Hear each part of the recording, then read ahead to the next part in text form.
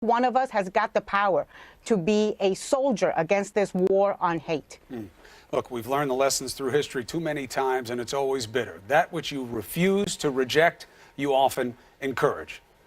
Gentlemen, ladies, thank you very much. Appreciate it. We're following a lot of news. What do you say? Let's get to it.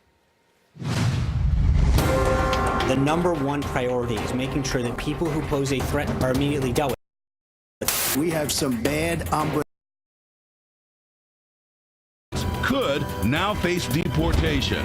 We have to fight hatred in all of its very ugly forms. The president can't condemn anti-Semitism and have the chief architect of the alt-right in his West Wing. No matter how many times he talks about this, it's never good enough.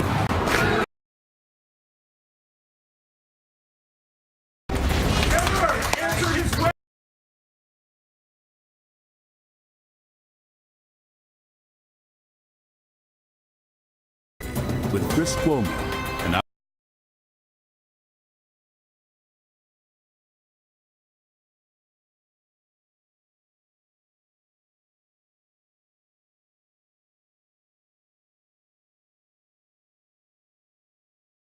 Letter of the law, you've broken the law, but enforcement has always been tailored to felons and dangerous criminals. Maybe not anymore. Now, the White House is rejecting the charge that President Trump is pursuing mass deportations. This as we await details of the president's new travel ban.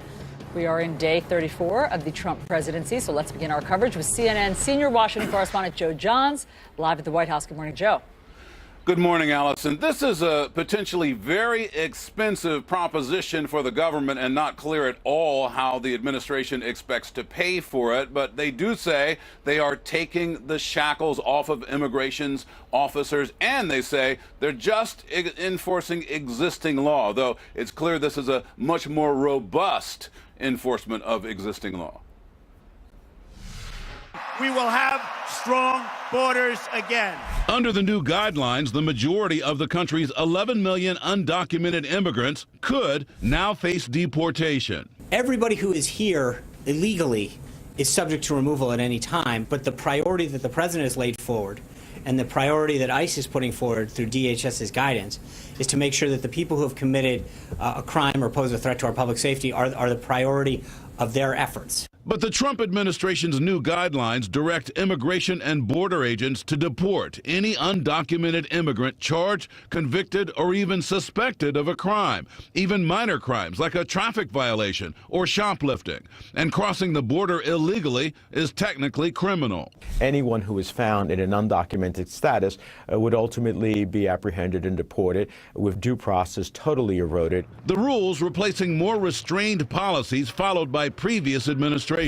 Under Obama, ICE focused mainly on deporting those convicted of serious crimes, and anyone arrested within 2 weeks of illegally crossing the border could face expedited deportation. Now, anyone arrested within 2 years of crossing the border could be deported without due process. Immigration officers now have greater authority to decide who stays and who goes. The tightrope that the administration will have to walk will be, what do they do with the people that are here? What do they do with young people, someone who was 2 years old when they were brought to this country? And that's going to be difficult. The White House emphasizing that President Obama's program protecting dreamers, those brought to the U.S. as children, won't be targeted. They were brought here in such a way. It's a very, very tough subject. We are going to deal with DACA with heart. But the hardline immigration policy is sparking fear in immigrant communities. We're concerned about what Donald Trump means for our family. Will it mean that we will be separated from our mother, just like we were separated from our father 9 years ago? Meanwhile, President Trump caving to pressure, condemning rising anti-Semitism during a visit to the African American History Museum. The anti-Semitic threats targeting our Jewish community and community centers are horrible and are painful, and a very sad reminder of the work that still must be done to root out hate and prejudice and evil. Before this, the president skirted the issue in news conferences since taking office. I am the least anti-Semitic person that you've ever seen in your entire life. And President Trump meets this morning with his new Secretaries of State and Homeland Security before they fly off to Mexico later today. And they've got a big challenge to go and try to establish relationships in a country that's really become quite angry over President Trump's rhetoric. Chris and Allison. Joe, appreciate it. Joining me now is Republican Congressman Lee Zeldin of New York. He's a member of the House Foreign Affairs Committee and an Iraq War veteran. You also happen to be my congressman of the 1st District out there in Central and Eastern Suffolk County included.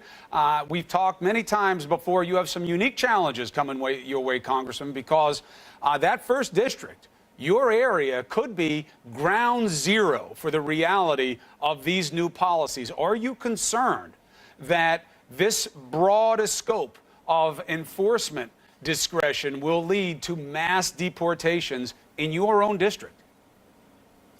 Well, we are a nation of immigrants, and people should be able to come to our country and my district to pursue the American dream and hope and opportunity and education.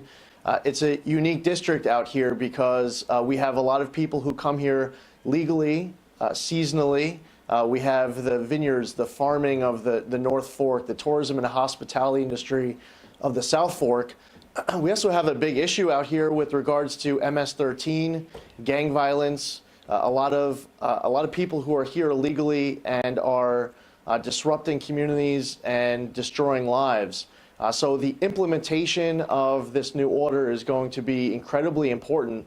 I want to see a priority of effort placed on where I see that disruption of a local community, that disruption, the disruption of a family, as opposed to, putting the higher priority on others who may be here, who love our country, who want to be great citizens of our community. I also want to see an implementation of this in a way where those who aren't here yet, because they went to their local embassy to figure out how they can come to America, and they're waiting in line, we also should put a priority and effort in making sure that they could come here as well. Right. But it is that neglected group in this, right? If you're an MS-13 guy, if you're a gang member and you're creating criminal activity, that's a no-brainer, right? And if you're a seasonal worker, well, you've got, your pass, you have your documents. That's a no-brainer. We're talking about this other group that looms large in your district, and you know this. The schools are filled with them. The local homes are filled with them. They're people who are here. They're undocumented, but they've assimilated into the communities. They have families there. They're working. They're law-abiding. They are vulnerable more than ever under these new guidelines. Can you stand for that?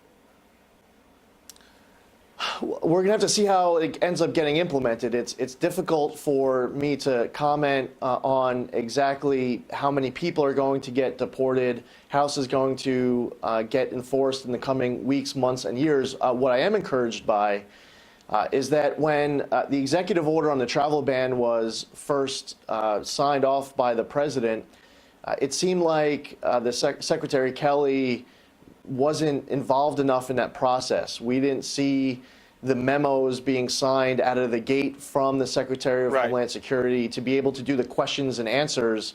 But what we're seeing now with the memos that were signed, you could go on the DH website this morning and be able to get a lot more answers than the rollout of some of the prior executive orders. So we know what we know now, but it's difficult to guess exactly what the numbers will look like, the implementation, the process, and if it crosses a line and there is an improvement that needs to be advocated for, I'm all for it.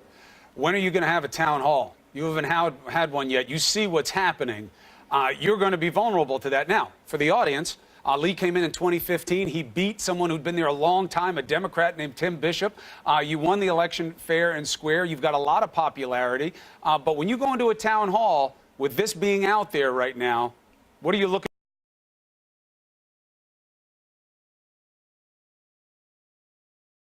meetings yesterday, actually, with people on the